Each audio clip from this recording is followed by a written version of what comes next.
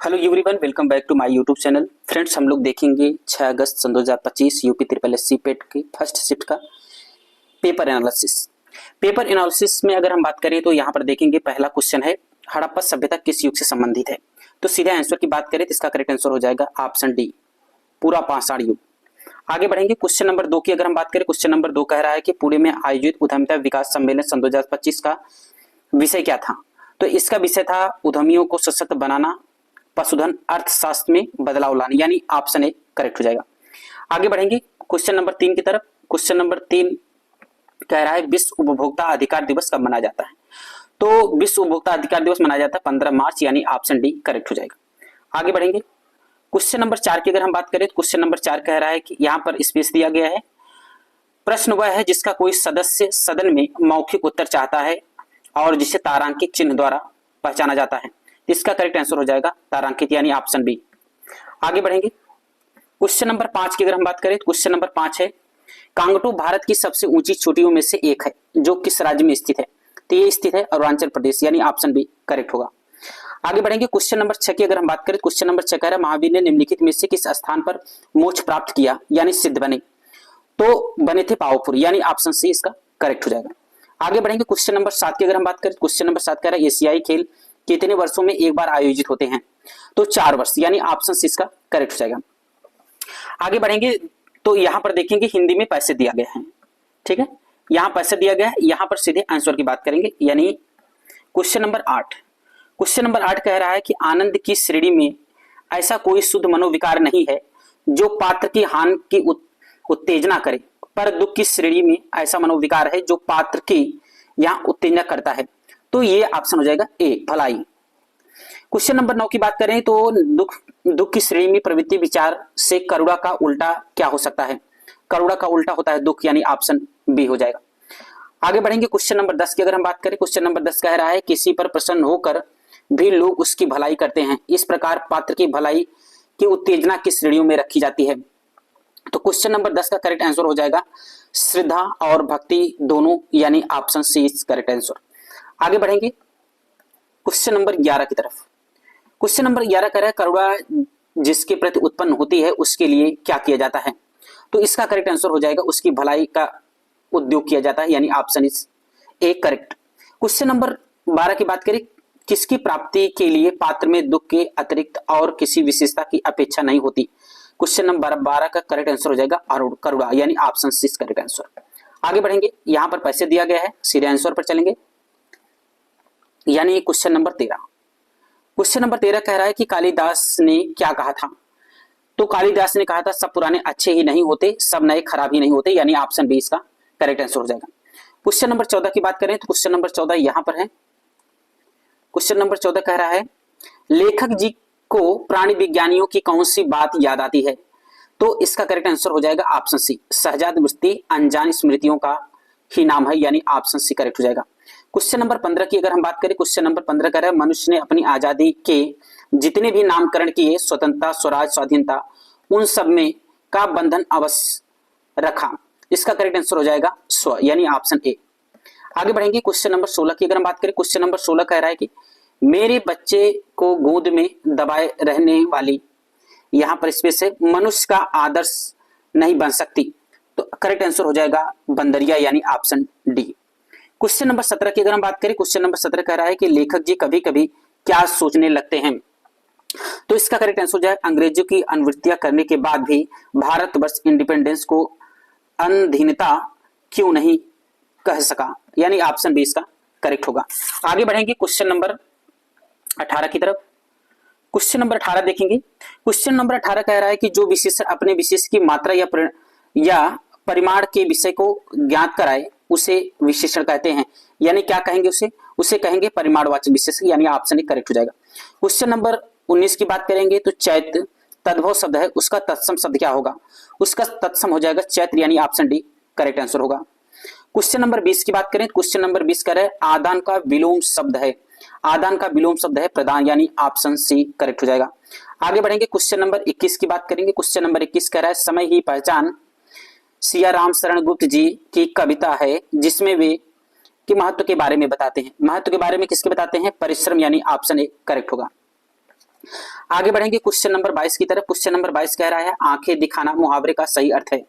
आंखें दिखाने का सही अर्थ क्या है? आंखें दिखाने का सही मुहावरा है गुस्से में देखना, यानी ऑप्शन ए इसका करेक्ट आंसर होगा। क्वेश्चन नंबर 23 की बात करेंगे, बुद्ध ने किस उम्र में परिनिब्बाण यानी अंतिम मुक्ति प्राप्त की? तो इसका करेक्ट आंसर हो जाएगा ऑप्शन डी 80 वर्ष। आगे बढ़ेंगे क्वेश्चन नंबर 24 की अगर हम बात करें, क्वेश्चन नंबर 24 कह रहा है जनवरी 2025 में कौन सा देश आधिकारिक तौर पर ब्रिक्स समूह का 10वां पूर्ण सदस्य बना? तो इसका करेक्ट आंसर हो जाएगा इंडोनेशिया, यानी ऑप्शन सी करेक्ट हो जाएगा। फ्रेंड्स, यदि आप चैनल पर नए हो तो हमारे चैनल को सब्सक्राइब करें, लाइक करें, ताकि ऐसे ही वीडियो हम आपके लिए प्रोवाइड करें। आगे बढ़ेंगे क्वेश्चन नंबर 25 अगर देखेंगे तो क्वेश्चन नंबर 25 कह रहा है एक सामाजिक घटना जिसमें समाज का एक वर्ग अपने जीवन की मूलभूत आवश्यकताओं को भी पूरा करने में असमर्थ होता है, उसे क्या कहा जाता है? उसे कहा जाता है गरीबी, यानी ऑप्शन बी करेक्ट हो जाएगा। आगे बढ़ेंगे क्वेश्चन नंबर 26 की अगर हम बात करें तो क्वेश्चन नंबर 26 से भारतीय संविधान के किस अनुच्छेद के अनुसार संघ की कार्य शक्ति राष्ट्रपति में निहित होती है? तो इसका करेक्ट आंसर क्या हो जाएगा? इसका करेक्ट हो जाएगा अनुच्छेद 53, यानी ऑप्शन डी करेक्ट आंसर। आगे बढ़ेंगे क्वेश्चन नंबर 27 की तरफ। क्वेश्चन नंबर 27 क्या कह रहा है? क्वेश्चन नंबर 27 कह रहा है किस औद्योगिक नीति के प्रस्ताव में सार्वजनिक क्षेत्र को भारत की अर्थव्यवस्था में एक रणनीतिक भूमिका प्रदान करेगी? तो इसका करेक्ट आंसर हो जाएगा ऑप्शन बी औद्योगिक नीति प्रस्ताव 1948। आगे बढ़ेंगे क्वेश्चन नंबर 28 की अगर हम बात करें, क्वेश्चन नंबर 28 कह रहा है पूर्व अमेरिकी राष्ट्रपति जिमी कार्टर का 100 वर्ष की आयु में किस तिथि का निधन हो गया? तो इसका करेक्ट आंसर हो जाएगा 29 दिसंबर सन 2024, यानी ऑप्शन सी इसका करेक्ट आंसर होगा। आगे बढ़ेंगे क्वेश्चन नंबर 29। क्वेश्चन नंबर 29 देखेंगे तो क्या कह रहा है? क्वेश्चन नंबर 29 कह रहा है पुरुष सूक्त जो 4 वर्णों की उत्पत्ति की व्याख्या करता है किस वैदिक ग्रंथ में पाया जाता है? इसका करेक्ट आंसर हो जाएगा ऋग्वेद। आगे बढ़ेंगे क्वेश्चन नंबर 30।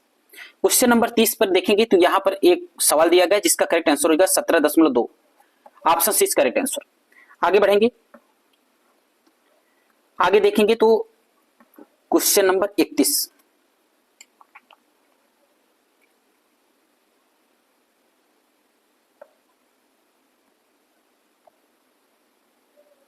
सॉरी, हाँ, क्वेश्चन नंबर 31 की बात करेंगे। 31 क्वेश्चन नंबर 31 की बात करेंगे। 31 में कह रहा है कि डी में मार्केटिंग विभाग के कर्मचारियों में पुरुष और महिला की कुल संख्या का अनुपात क्या है? तो इसका करेक्ट आंसर हो जाएगा 6:1, यानी ऑप्शन ए।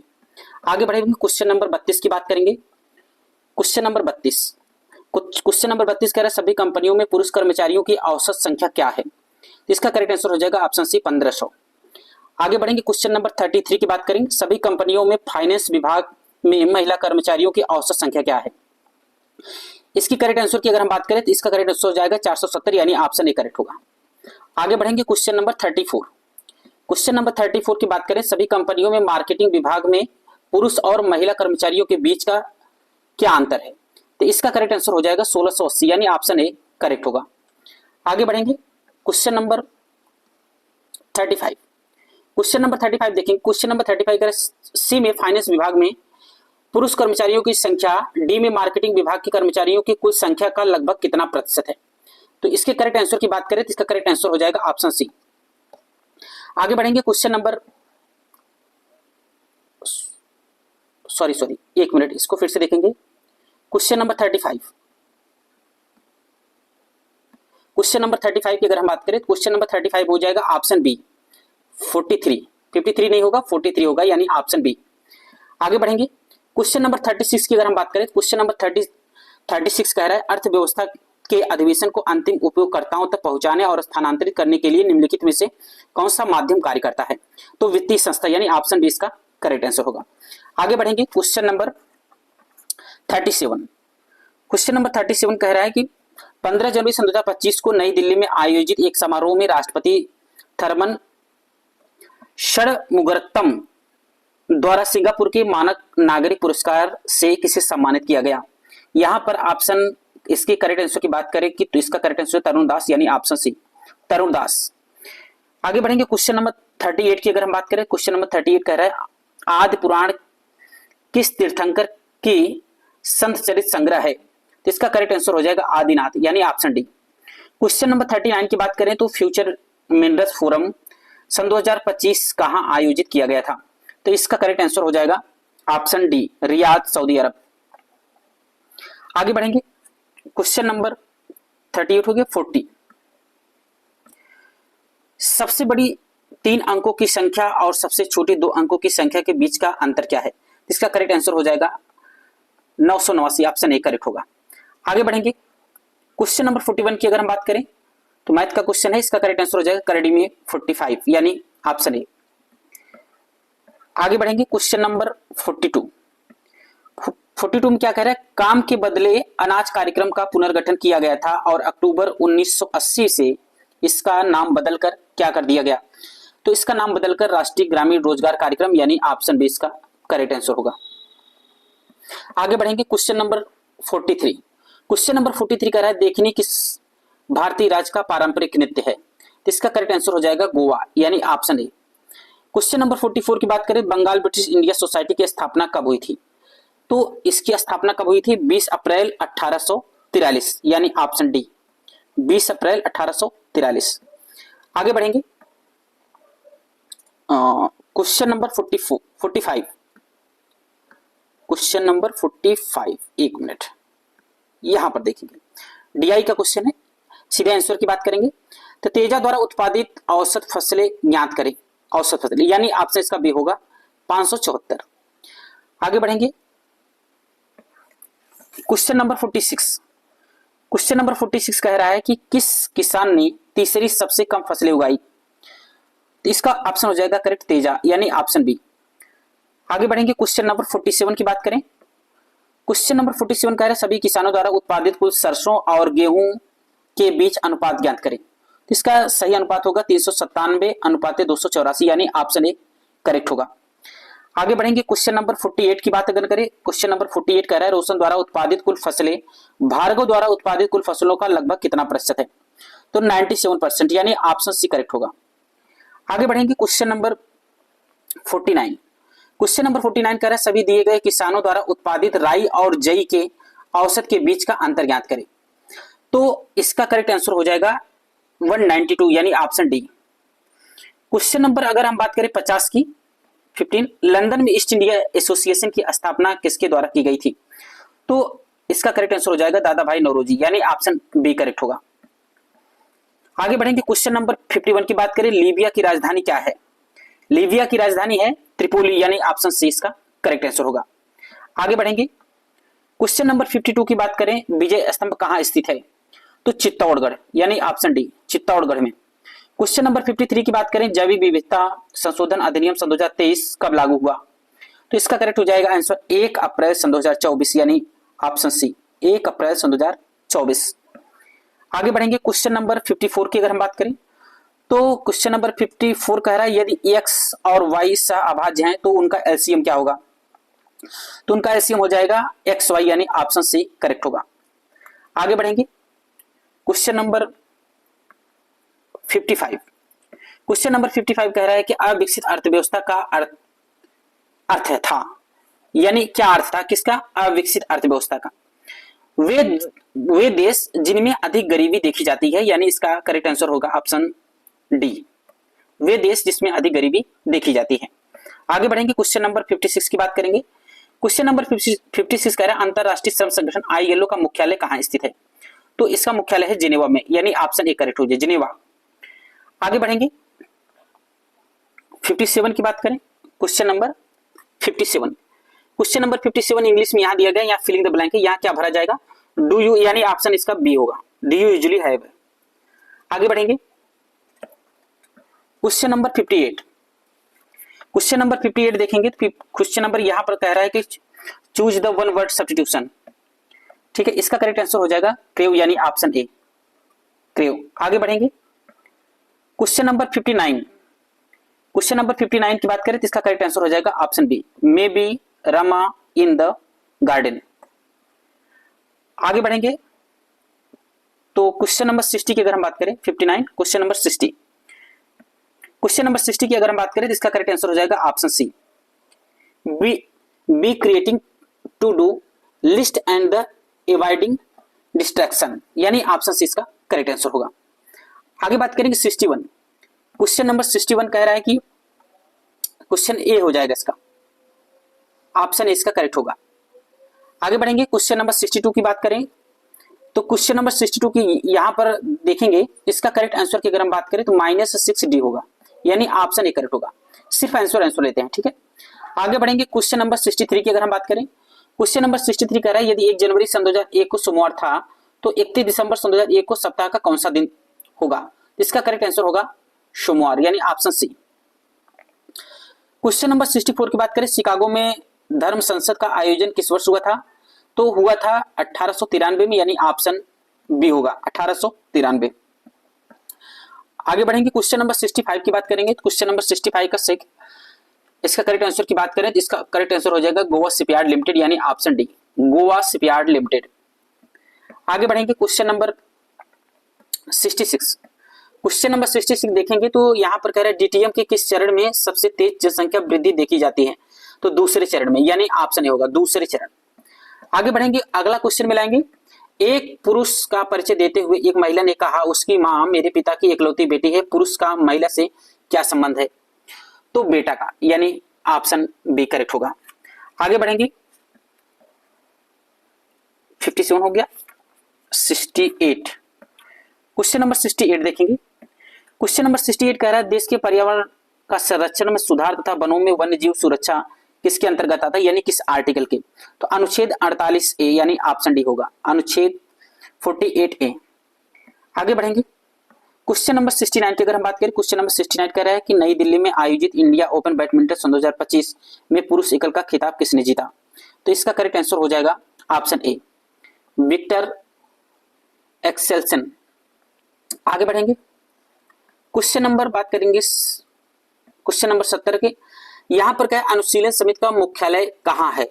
इसका करेक्ट आंसर हो जाएगा कोलकाता, यानी ऑप्शन बी। क्वेश्चन नंबर 71 की बात करेंगे तो 2/5 का प्रतिशत रूप क्या होगा? तो हो जाएगा 40%, यानी ऑप्शन ए। आगे बढ़ेंगे, क्वेश्चन नंबर 72 की अगर हम बात करें तो चंद्रयान 3 किस वर्ष प्रक्षेपित किया गया था? इसका करेक्ट आंसर हो जाएगा सन 2023, ऑप्शन डी।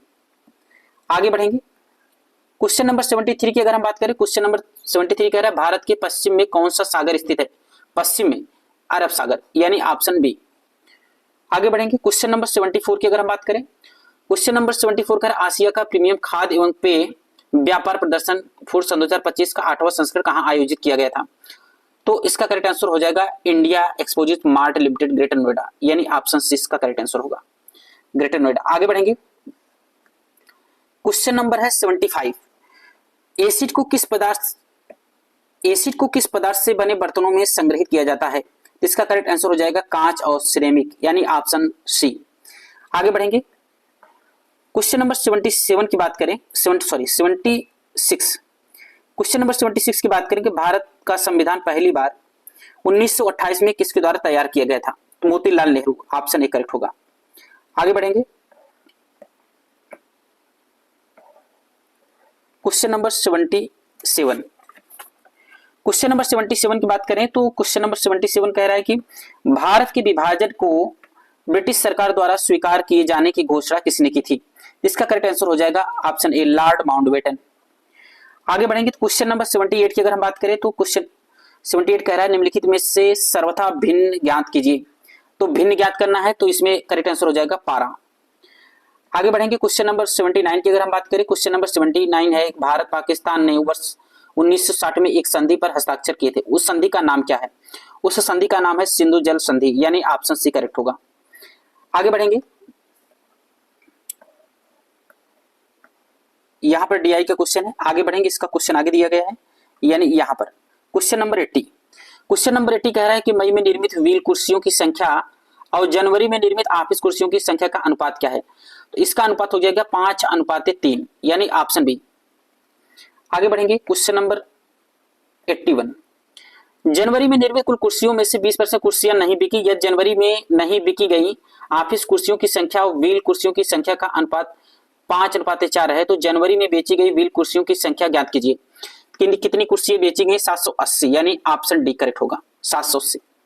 आगे बढ़ेंगे, क्वेश्चन नंबर 82। अप्रैल में निर्मित ऑफिस कुर्सियों की संख्या फरवरी और अप्रैल में निर्मित कुर्सियों की कुल संख्या के बीच का कितना प्रतिशत है? तो 50%, यानी ऑप्शन डी करेक्ट होगा। आगे बढ़ेंगे, क्वेश्चन नंबर 83 की बात करेंगे। यदि जून में निर्मित व्हील कुर्सियों की संख्या मार्च में निर्मित व्हील कुर्सियों की संख्या का 5/8 है और मार्च और जून में निर्मित ऑफिस कुर्सियों की संख्या का अनुपात 5/3 है, तो जून में निर्मित कुर्सियों की कुल संख्या ज्ञात कीजिए। तो इसका करेक्ट आंसर हो जाएगा 550 यानी ऑप्शन ए। आगे बढ़ेंगे, क्वेश्चन नंबर 84 की अगर हम बात करें, क्वेश्चन नंबर 84 है फरवरी में निर्मित व्हील कुर्सियों की संख्या और अप्रैल में निर्मित व्हील कुर्सियों की संख्या के बीच का अंतर, तो बीच का अंतर हो जाएगा 450 यानी ऑप्शन सी करेक्ट होगा। आगे बढ़ेंगे, क्वेश्चन नंबर 85।